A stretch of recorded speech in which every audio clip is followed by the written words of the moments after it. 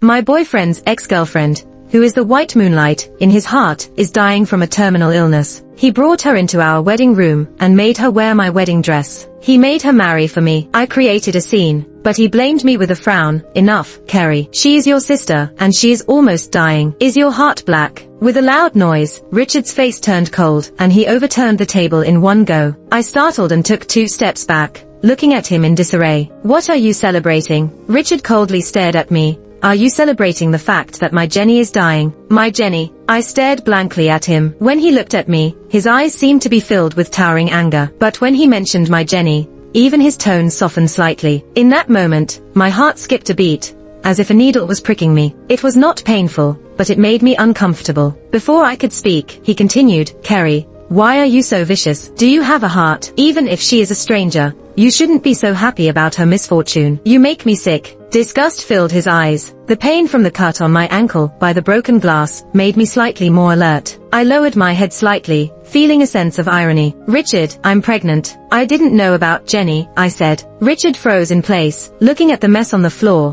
where the pregnancy test report was almost buried under food and cake. There was no joy in his eyes, only confusion, shock, and bewilderment. And my heart sank a little, too. I'm sorry, Carrie, Richard said with guilt. Jenny fell seriously ill, and you never liked her. I thought you were celebrating her imminent fate. I lowered my eyes and smiled. He knew that I didn't like her. After all the grievances that Jenny and her family had piled on me over the years, how could I like her? But Richard, despite knowing my dislike for her, still cared for Jenny, even accusing me without distinguishing right from wrong because of her. Feeling sad, a coldness crept into my heart. I'm sorry, Carrie. Richard suddenly hugged me, apologizing.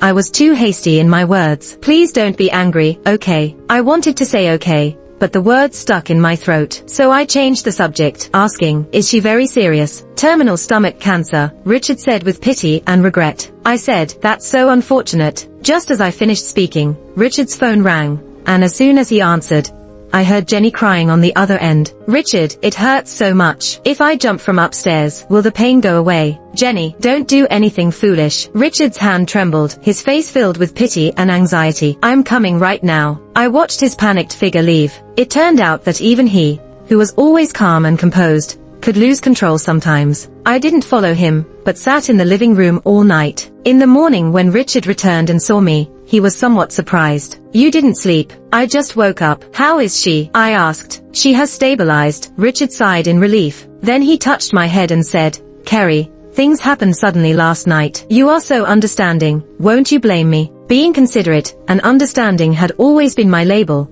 but this label was making it hard for me to breathe. I obediently shook my head. Only then did Richard smile slightly. He took the initiative to clean up the mess from last night, and incredibly, he even went into the kitchen and made breakfast for me. Richard was always good at cooking, but he rarely entered the kitchen. Watching his unusual behavior, my uneasiness intensified. As expected, before finishing breakfast, Richard suddenly said, Carrie, can we postpone our wedding for a month? I was stunned and asked, why? There are some issues with the venue, and you are pregnant. The wedding dress size needs to be adjusted. We can change the venue. By then, you would only be 2 months pregnant, not showing much. Silly girl, Richard smiled as he ruffled my hair. I want to give you the best, to make you the most beautiful bride for me. His lips kissed my temple, warm, with a hint of seeking approval. I looked into his eyes and nodded, okay. In the afternoon, I went to the hospital with Richard. Jenny was lying in bed, looking somewhat listless. Upon seeing Richard, she smiled faintly, but when she saw me, her smile faded. Richard, Carrie, you're here. The young girl spoke slowly, coughing a few times. Take care of yourself and listen to the doctor, I said. Thank you, Jenny nodded. We sat for a while, and perhaps, because of my presence, the two didn't talk much. The atmosphere was somewhat awkward. Just as I was about to leave, Jenny mentioned wanting to eat the cake from the school gate. Richard immediately got up, slightly indulgent in his tone. I'll go buy it for you right now. He didn't even ask for my opinion before leaving. After Richard left, I felt somewhat restless. At that moment, Jenny suddenly spoke, Carrie, thank you. I looked at her in confusion. Thank you for what? Richard said he would fulfill my teenage dream. Jenny blushed slightly, shyly saying, next month. The two of us are getting married. Thank you for making it happen. My heart skipped a beat. I shouldn't have believed her. But this morning, Richard told me about postponing the wedding, which made me have to think twice. So, did he do this to give my wedding to Jenny? I was shocked, angry, but more than anything, there was a deep sorrow spreading from the depths of my heart. How could he do this? I looked at Jenny sadly. A hint of smugness flashed in her eyes, thinking she had concealed it well. I stumbled out of the hospital. Carrie, we truly are sisters. We even like the same wedding dress. Richard said there was no time left, and asked me to wear your wedding dress for the wedding. Shouldn't our sister be fine with that? Jenny's voice lingered in my mind. I finally woke up a bit after washing my face with cold water at home. I waited in the living room for a long time before Richard came back. He looked slightly annoyed, asking why I didn't tell him before coming back on my own. Jenny has been emotionally unstable recently, with her parents not around. Why did you leave her alone there? His words were full of concern for her, and all I could do was blame him. I whispered, my stomach feels uncomfortable. Richard's eyes immediately showed regret. I'm sorry, it was thoughtless of me, considering you are pregnant. Do you still want to keep this baby? I asked. Richard was stunned, not understanding. Jenny said you're getting married next month. Looking back at me, I saw panic in his eyes for a moment, but he quickly regained his composure. Jenny's dying wish was to wear a wedding dress and marry me. Last night she was emotionally unstable, and I had to reassure her like that. I could never marry her. Please don't overthink it. The person I love is you. Then why was the wedding postponed? I asked him, puzzled. I told you it was a venue issue. Richard's tone turned a bit impatient. Carrie, you were never like this before. Why don't you trust me? He said before heading upstairs in annoyance. I followed him into the room. He ignored me and went straight into the bathroom. As I prepared to rest, his phone rang. It was his assistant. I asked him to call back later and hung up. To my surprise, I saw a message on Richard's phone. The message read, Richard, I asked around, but there's no stomach cancer specialist here. We all know you still like her, thinking you two will reunite, but you ended up being with her sister, quite loyal. I stood there dumbfounded, pondering what I was in all of this. Richard's social media handle was your hair is messy. This phrase is from Haruki Murakami's short story, If I Love You. Suddenly it dawned upon me the meaning behind it. Loving someone, but not being able to have them. I was merely the closest substitute in his emotional life all this time. A sharp, overwhelming pain hit my heart and brain instantly, making my limbs stiff and uncontrollable. I couldn't hold back and ended up vomiting. After emptying my stomach, I felt a bit relieved. I touched my face, feeling ice cold. I turned off the screen, lay down, and closed my eyes to rest. My mind suddenly drifted back to when we were in senior year of high school. Richard was the popular guy at school. He had a good family background, good grades, and good looks. He was the class monitor in our class, quite likable. I wasn't good at math, especially during senior year, and I would often arrive early at the classroom to study. Once he caught me, he smiled and said, you got this question wrong. With that, he sat beside me and taught me step by step. His youthful voice was clear, and he had two shallow dimples when he smiled. Sunlight would shine through the gauzy window onto his face, as if giving him a golden hue, making me dazzled and love-struck. I held onto that memory for years. Later, I followed him to a university, and witnessed his love and breakup with Jenny. I quietly hid in the corners, hoping one day he would notice me. He finally did. That day, under a streetlight, he confessed to me, Carrie, I like you. Let's be together. But there was no joy on his face, just calmness and composure. In my excitement, I pretended not to see it. Afterwards, he got a call from Jenny and left. I couldn't sleep all night. On Monday, I went back to work at school. Work has been hectic lately. After a long week, I was exhausted. As soon as I got home, I sensed something was off. I looked up and saw several people in the living room. My parents greeted me insincerely,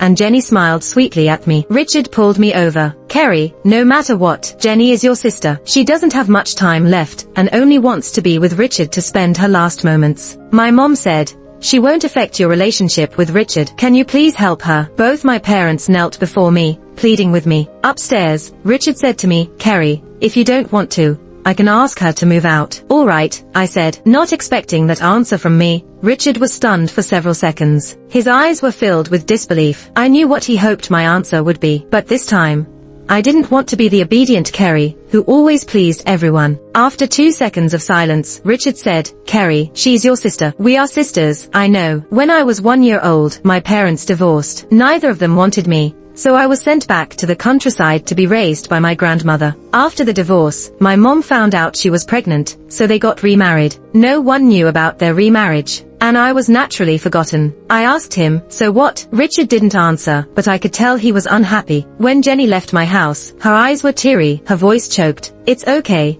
I know Carrie's concerns, I crossed the line. Richard, Carrie, I'm sorry, I've caused trouble for both of you. She ran out crying, and everyone chased after her, feeling sorry for her. I stood at the door, like a forgotten stray dog. Soon, Richard came back. He didn't say anything, and after dinner, we both went about our business. On Monday after work, I suddenly received a call from my grandmother. She asked if I was being bullied. I said no, with a smile. My grandmother asked, "Why do you sound so listless?" "It's nothing.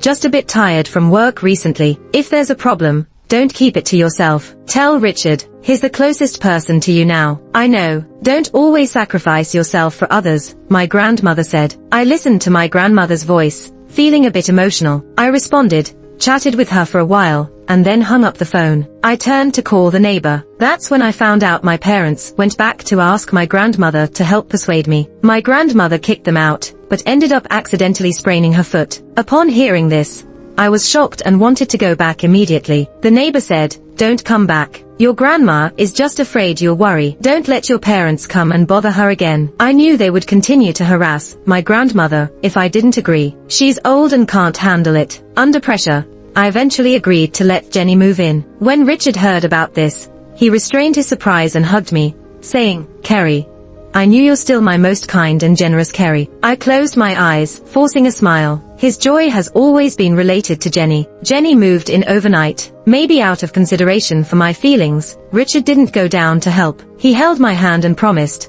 "I now see her as a sister and want to send her off properly." I nodded, okay. In the middle of the night, there was a loud noise downstairs. Jenny's cries could also be heard. Richard and I woke up in shock. I went down to see what was happening. "You go rest first," Richard said as he turned on the light and immediately got up. I said, "Let's go down together." We both went downstairs and found Jenny had fallen in the kitchen, her face pale. When she saw us coming down, she cried out in pain. Tears streamed down her face pitifully. Richard scolded her. "What are you doing in the middle of the night? Don't you know you're not feeling well? Why act recklessly?" Though his words sounded like a rebuke, his tone was full of concern. Jenny explained that her stomach was uncomfortable, and she wanted to come down to eat something. Richard, feeling helpless, still searched for the first aid kit. He knelt down, carefully applying medicine to Jenny's wound. Jenny winced in pain, but he scolded her and gently blew on her wound. "Richard, you're so fierce, just like before." Jenny spoke softly. "Before, when I was injured,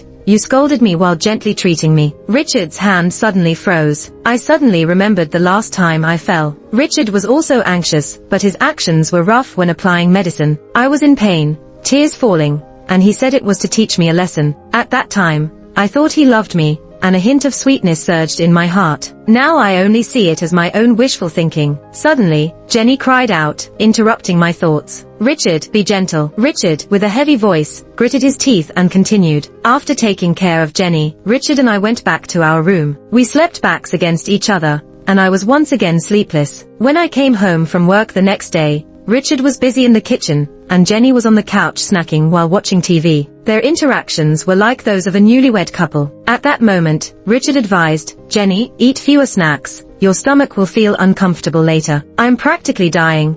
I can't eat this stuff anymore," Jenny said. As soon as she finished, Richard sternly retorted, "Nonsense." Jenny stuck out her tongue at him and then turned to me, saying, "Carrie, you're back." I just nodded at her. For dinner, Richard made all the light dishes that Jenny liked, but the smell made me run to the bathroom, vomiting uncontrollably. Richard followed me, looking tense. "What's wrong, Carrie?" Jenny looked at me with suspicion. Without waiting for Richard to speak, I said, "Morning sickness." The atmosphere fell silent. Jenny, with a touch of hatred in her eyes, bit her lip and forced a smile. "Is that so? Congratulations." I felt quite sick. So Richard asked what I wanted to eat, so he could make something fresh. "It's too much trouble." I shook my head. "Let's just eat like this." I picked at my food, but still couldn't help feeling nauseous. Seeing this, Richard pulled me aside and let Jenny eat on her own. Jenny's eyes filled with tears as she ate with her head down, and tears fell into her bowl. I didn't look at her again. I said, "I want something spicy. Eat some bread first, I'll make it for you." Richard rubbed my hair, sighed in relief,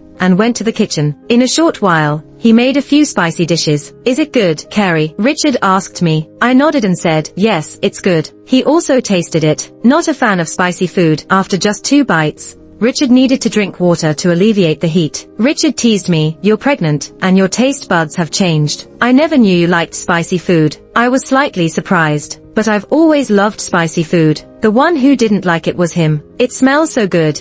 I also want to taste it." Jenny suddenly came over and playfully said, after sniffing, "You can't handle spicy food." Richard shook his head. Jenny didn't listen to him and picked up a piece of chili with her chopsticks, putting it into her mouth. I had never tried Richard's spicy dishes before. It was delicious, but sadly, I wouldn't be able to eat it again in the future. Tears streamed down her face from the spiciness, but she kept feeding herself. The atmosphere only improved a little when Richard, with an unhappy expression, pulled her away. I took a few bites of rice, but my mood had already dampened. Setting down my chopsticks, I went upstairs and happened to see Jenny holding Richard's hand, crying, "Richard, how could you be so heartless? You even have a child with her." Jenny sobbed a few times, choked up with emotions. "Do you really care about that relationship?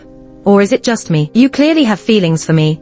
So why are you treating me like this?" Just as Richard was about to speak, he looked up and saw me. Suddenly flustered, he quickly let go of Jenny's hand, took a step back, and said, "This is Carrie, my girlfriend now," pulling me back to the room. In the middle of the night, Richard's phone kept ringing. It was Jenny calling. He didn't answer, so Jenny sent a message saying that she had a severe stomach ache and wanted him to accompany her. Changing sides several times, about to get up, I softly spoke, "Richard, I'm feeling some pain too." "Where does it hurt?" he asked, turning on the light. "I have a headache." "I'll go get some medicine," he said, getting up, but I grabbed his hand. "Just some massage will do. I'm pregnant, so I can't take medicine casually." "All right," Richard responded, massaging my head. He applied a bit too much pressure, but I didn't remind him. Carrie had been living with us for half a month now. Even though her illness didn't worsen, her spirits seemed to be getting better. With Richard away on a business trip for a few days, I didn't want to get entangled with her, so I went to a colleague's gathering. By the time the party was over and almost midnight, as I was about to call a taxi to go home, I saw Carrie coming out of the bar. Her cheeks were flushed from drinking. A woman next to her asked, "Aren't you afraid Richard will see you like this when you go back, blowing your cover?" "Don't worry, he's away on a trip," Carrie smirked. "I've been holding it in for half a month. I'm about to explode." As she looked up, our eyes met. Back home, I asked her to pack her things and move out immediately. "Why?" Carrie, no longer innocent, asked. "You lied about being sick, didn't you?" I said, "Yes." Carrie dropped the act. "I was just pretending." Infuriated, I quivered with anger and slapped her hard. "Carrie, do you have no shame?" She touched her face, looking at me mockingly. "My dear sister, shouldn't you ask yourself that question? You took my place. Richard loves me, otherwise, why would he rush over to take care of me when he hears I'm sick?" "Carrie, he doesn't love you. Can't you feel it? Have you been to that locked room on the second floor?" Carrie chuckled. "It's filled with my stuff. I went to see it last time. Clean and organized. Richard must be going there often." I froze. I knew Richard went there often. Once, curious to see it myself, he solemnly said, "Carrie, even if we get married in the future, we still need to have our own space." Without giving me time to react, Carrie continued, "Let me show you something." She took out her phone and showed me a picture, a design plan of a house. It was identical to the one we lived in. It was the house Richard and I designed together during college. "Do you remember your wedding dress? Richard designed it for me. Do you want to see the original sketch?" Carrie smirked. "There's still time." My ears are buzzing. I looked at Carrie's smug face, overwhelmed with sadness, yet unable to shed a tear. I realized that I had been living in Richard's love for Carrie all along. We already had a child. We were about to get married. It hit me belatedly. "Richard doesn't love you. Do you want your child to live in a loveless world like you? That's so pitiful." I was devastated. In the middle of the night, I called Richard. "Do you love me?" I asked. "I do," he answered without any hesitation. I hung up the phone and broke down in tears. How could he say that so easily? I went to the countryside to visit my grandmother. "Why didn't Richard come with you?" my grandmother asked, holding my hand. "He's on a business trip," I said with a smile. "Why do you look thinner? Your complexion doesn't look good. Is Richard bullying you?" "No, maybe it's just work stress recently," I answered. "It's good for young people to have stress, but if he really bullies you, you tell me. I'll beat him up with a stick." My grandmother swung the stick a few times, making me laugh, but my eyes couldn't help but well up with tears. "Grandma, what if I don't get married and stay with you forever?" I leaned on her, softly asking. She was silent for a moment before saying, "Carrie, I'm old and won't be around for long. I just want, before I leave, to see someone love and care for you. Otherwise, I won't rest in peace." After hearing those words, I hugged her tightly, gritted my teeth, struggling not to cry out loud. I had only stayed for one night, and Richard came to visit. Richard, this is my only granddaughter, and you're about to marry her. You better treat her well. My grandmother reminded him. Don't worry, Carrie is my baby. He hugged me, saying in a cheesy way, which made my grandmother chuckle. But I couldn't find the energy to laugh. Did you two have a fight with Jenny? Richard asked on the way. I took out the medical records of Carrie that my friend checked and handed them to Richard. After reading them, his expression turned unpleasant. Carrie, even if you don't like her, you shouldn't frame her like this, he said. Jenny was right, he muttered to himself. I looked at Richard. I had thought about his reaction when he found out, but the way he unconditionally trusted Carrie made my heart ache. After a long silence, I finally said, Richard, let's break up. The car suddenly stopped. Even though I was wearing a seatbelt, I still lurched forward violently. My stomach suddenly cramped. I turned pale with fear, but the pain disappeared within 2 seconds. Before I could even exhale in relief, Richard suddenly grabbed my chin and asked, what did you say? Anger flickered in his eyes. You can't let go of Jenny in your heart. Being with me is also torture. I told you, I love you. I pleaded. Is that so? He asked tearfully. Richard, do you really love me? Do you really think that by constantly telling yourself that you love me, it will make you love me for real? He countered. While you're numbing yourself, do you realize that you're hurting me? I cried out. Richard, it hurts so much. It's so hard. After I spoke, I couldn't help but tremble. Tears fell uncontrollably down my face, soaking his hand quickly. Richard let go of my chin. He lit a cigarette, seemed to remember something, and then extinguished it. Carrie, I don't know why you're thinking like this, but I don't want to break up with you, he said seriously. I heard you're pregnant, and it might be causing you to have many thoughts, making you act like this. Okay, I'll take this as you venting your emotions. Don't say such things next time. You know I'm serious. I shook my head. A hint of sadness flashed in Richard's eyes. What about the baby? Abort it, I replied. Can you bring yourself to do that? Richard asked sternly. This is our child. You can't just get rid of it. You can't be that selfish and cruel. Give me some time. I'll handle Jenny, he continued. I gently touched my belly, thinking about the little life inside. Eventually, I nodded. I couldn't bring myself to do it. Carrie left overnight. When she left, tears stained her eyes, apologizing to me,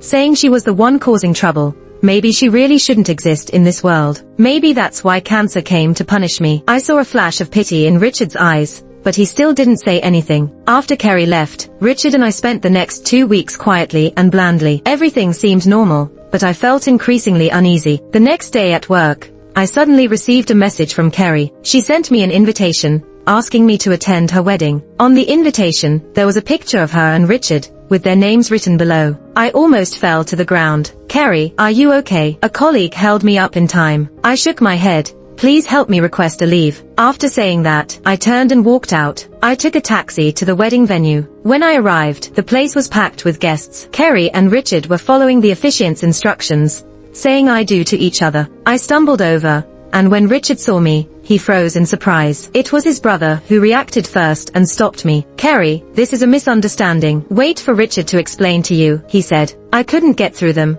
but I didn't want to leave. I kicked someone nearby hard, creating a gap. I then overturned the nearest dining table. Glasses shattered on the floor, and people screamed. I created a scene. Richard dragged me away, with a dark look on his face. How did you get here? He asked angrily. I suddenly found it amusing. Is this the problem location you mentioned? Richard, are you planning to have 2 weddings in the same place? Who are you trying to disgust? Just 1 more week before Jenny's time is up. I just want to fulfill her wish. Not as dirty as you think. Richard frowned. So I'm the dirty one, I said. Jenny isn't sick, she won't die. Enough, he said coldly, accusing me. Carrie, she's your sister, and she's almost dying. Is your heart truly that black? Stop causing trouble. Don't be unreasonable anymore. He pushed me, turning to walk away, but I lost my balance and fell backward. I fell to the ground, a sudden sharp pain in my lower abdomen. There was a noticeable dampness beneath me. I looked at the bloodstain on the ground, tears streaming down helplessly. I had a miscarriage. When I woke up, Richard was kneeling beside my bed. Carrie, I was wrong. I'm sorry. I shouldn't have pushed you. Hit me, scold me, as long as you can vent your anger. But I didn't even have the energy to look at him. Eventually, the doctor couldn't bear it anymore and asked him to stop disturbing me so I could rest. He left the room. At night, I suddenly heard whispers from the neighboring bed's family. It's her, the mistress who ruined the wedding. She deserves to miscarry. I was attacked by rumors, and everyone looked down on me. I looked at them in confusion, then finally opened my phone. Someone had posted a video of today's wedding on social media, with the topic of the mistress causing a scene. People were getting angry. Soon my information was exposed, and the school's principal called me. She said some parents recognized me, and, along with other parents, were boycotting me. I was fired. In an instant, I lost everything. Suddenly, I received a message from Richard. Carrie, don't try to clear things up. Jenny can't handle being criticized. I looked at my phone, a wave of despair washing over me. Quiet down, this is a hospital, please keep it down. A nurse walked in and scolded the others. She leaned in and whispered to me, don't mind them, they don't know the truth. I believe you're not that kind of person. That's the only kindness I felt. Tears welled up in my eyes, and though I wanted to cry, my eyes were too sore. Thank you. The next day in the hospital, I suddenly received a call from a neighbor. Carrie, your grandmother is in the hospital. You need to come quickly. I panicked and rushed to the hospital. When I arrived, my grandmother was undergoing emergency treatment. What happened to Grandma? It's because of that video you posted. Grandma is old, but she also goes online. Aunt Lynn explained. She saw it and asked me to help her make a video to clear your name. But those people were so unreasonable. They seized her and started abusing her. They even called and insulted her. She couldn't handle it and had a stroke. I couldn't believe it.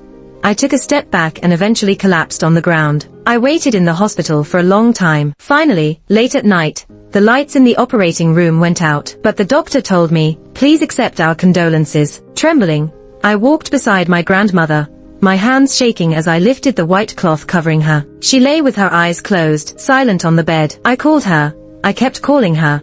But she would never respond to me again. She would never wake up. She wouldn't move anymore. I had lost my grandmother, my only family member, killed because of me. I lay on her, crying uncontrollably, apologizing to my grandmother. It's all my fault. Grandma, how I wish the one who died was me. After the funeral, I didn't have time to continue grieving. I needed those responsible for my grandmother's death to pay the price. Enduring the discomfort, I sorted out the timeline of my relationship with Carrie and the timeline of their breakup. I posted it online, but very few people watched it. Some who did watch didn't believe me. They just thought I was trying to clear my name. With the help of some righteous netizens, my video was taken down, and my account was banned. Just when I was anxious, a blogger contacted me. She said she believed I wasn't a homewrecker and was willing to help me. After some thought, I decided to accept her interview. Before the blogger posted the video, I watched the original footage, and only allowed her to publish if everything was accurate. But I didn't expect she would deceive me. Carrie, do you know that ruining someone's relationship will have consequences? Yes, internet users began to criticize me, and that blogger gained many followers. I angrily confronted her, but she was live streaming, and had someone throw a bucket of paint at me. I felt like a monkey being played with, humiliated and mocked by others. Everyone in the live stream praised her for doing a good deed. If it hadn't been for Richard rushing in, I wonder, would I have died there? Carrie, I'm sorry, it's all my fault. Richard, with red eyes, trembling, wiped my face for me. But the more he wiped, the dirtier it got. I pushed his hand away, and walked quietly into the bathroom. I washed for a long time, scrubbing countless times, but the stench on my body remained strong. I wanted to cry but couldn't. In the end, Richard forcefully broke in. He carefully picked me up and lay me on the bed, as if I were a precious treasure. He knelt beside me, pleading, Carrie, don't do this, I'm scared. I know I was wrong. I shouldn't have believed Jenny. Can you forgive me? I will find a way to solve the online issues. Just give me time. I glanced at him indifferently, and did not speak. The next day, Richard finally left. I made an appointment with a lawyer, but as soon as I sat down, a woman rushed out and slapped me hard, shouting, shameless mistress, why are you meeting my husband? She fiercely guarded the lawyer behind her. The man was annoyed. She's my client. Don't cause trouble. What client? I think you're her client. What's wrong with you? The lawyer said furiously, then with an apologetic look at me, I can't take this case. He grabbed the woman and left with a grim expression, and I was left with the label of a mistress. People pointed and gossiped about me. Someone even spat at me. I walked on the street in a daze. Apart from my grandmother, I hadn't wronged anyone. But why did everyone treat me like this? Why did they all hurt me like this? I sat on the ground, unable to hold back, breaking down in tears. And then, I suddenly fainted. I woke up in the hospital. The windows were closed, feeling suffocated.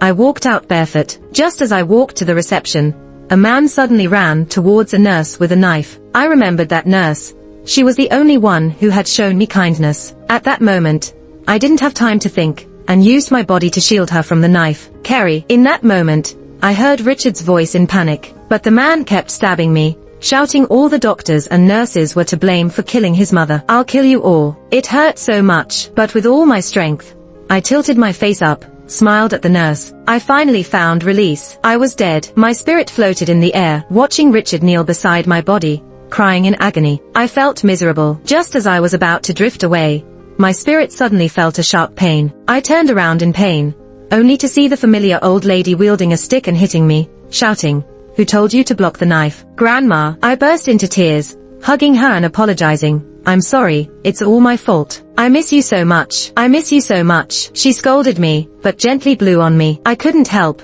but hug her tightly. My funeral was arranged by Aunt Lee. The young nurse was filled with guilt, kneeling in front of my spirit, crying all the time. I approached her, allowing the wind to stroke her head. "Young nurse, I did it willingly. I want to thank you." Her body stiffened slightly. Perhaps she heard the wind's message. Meanwhile, Richard was kneeling and bowing in front of my grave, and Aunt Lee wouldn't let him in. "If I let you in, they won't rest in peace." I nodded, genuinely grateful. "Yes, thank you, Auntie." After the funeral, Richard continued to guard my tombstone. Every day, he would get drunk and whisper in my ear about the past. He thought it was affectionate, but it disturbed me and my grandmother. A few days later, Jenny finally found him. "Richard, Carrie's gone. What matters now is the living." Richard coldly looked at Jenny. His eyes were like a poisonous snake. He glared at Jenny as if she were his enemy. "How come you're not dead yet?" Jenny was stunned.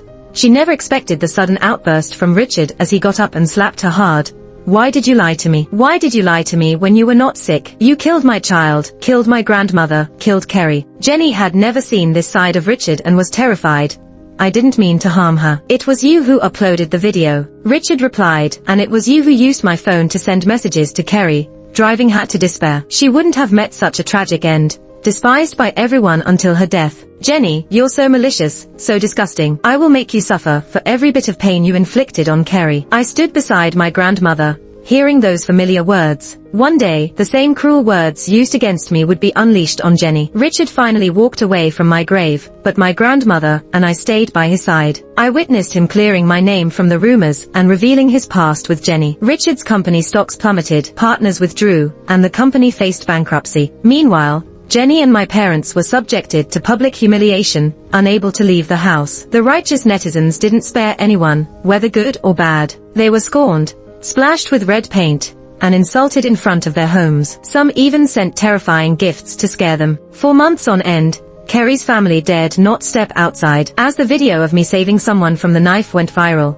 those who cyberbullied me apologized, but it was too late. They experienced everything I did. Richard sued many people. Some netizens ended up in jail, others avoided prosecution, but couldn't escape the wrath of the online community. Some fell into depression, dropped out of school, or resigned. Even the lawyer I hired back then faced repercussions. He lost his job, and his wife was afraid to leave the house. Harassed by netizens, they divorced and moved away overnight. I never intended to harm others, but the unfolding of events was beyond my control. The blogger who started it all was also finished. Her staff leaked the unedited footage of the original interview, enraging everyone when they learned the truth, and leaving them to curse under her account. She couldn't bear the cyberbullying, so she went live, kneeling and apologizing profusely to me. She confessed her greed for publicity, but claimed she never wanted me dead. Some netizens went to her house and harassed her. Within half a month, she fell into severe depression and posted a report online. But no one believed her, and when she live-streamed to prove her mental state and beg for forgiveness,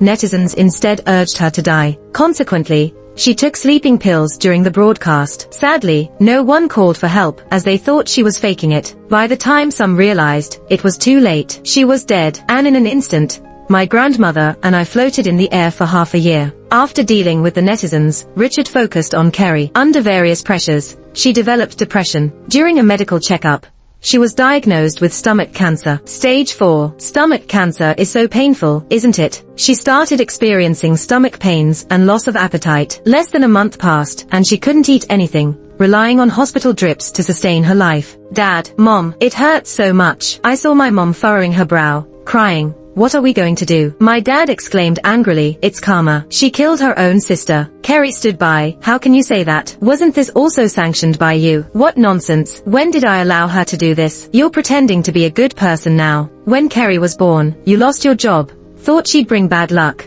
and now they've both reached this point. The reason I was abandoned turned out to be so simple. My grandmother shook her head. Stop watching. This family is heartbreaking. Yet, I couldn't leave. 3 months later, Jenny starved to death, as she couldn't eat. And at that moment, my parents separated. The day after Jenny's death, Richard jumped off a building. He didn't have time to set up an air cushion, and he landed as a pulp. Disgusting. Carrie. I suddenly heard that repugnant voice. My grandmother hurriedly pulled me. Let's go. Our time is up. Hurry and reincarnate, before the mad dog catches up. Okay. Holding my grandmother's hand, we jumped into the mist together. In my next life, I want to be with my grandmother again. If possible, I want to be her grandmother and shower her with love until the end, just like she did for me. Richard's epilogue. Carrie was a person of gentle temperament. If she hadn't silently followed me for so long, I wouldn't have known that she was in love with me. Being with her brought me a peaceful life, but such tranquility left me devoid of passion. So when Jenny reappeared, showing how much she needed me, I began to waver, seeking excitement in my life. I enjoyed Jenny's admiration, while unwilling to let go of Carrie's serene companionship. Before my death, I remembered how Carrie always asked me if I loved her. Each time, I replied, yes, but was it true love? I knew what I loved. Otherwise, losing her wouldn't have caused me such anguish. Yet, I understood too late. Now, I realize that Carrie perhaps wouldn't want to hear me say I love her. If she did, she might feel insulted by my words. I closed my eyes, following her lead, leaping into the void. I killed our child, the grandmother, and Carrie. I'm here to atone, but I know I can never fully redeem myself.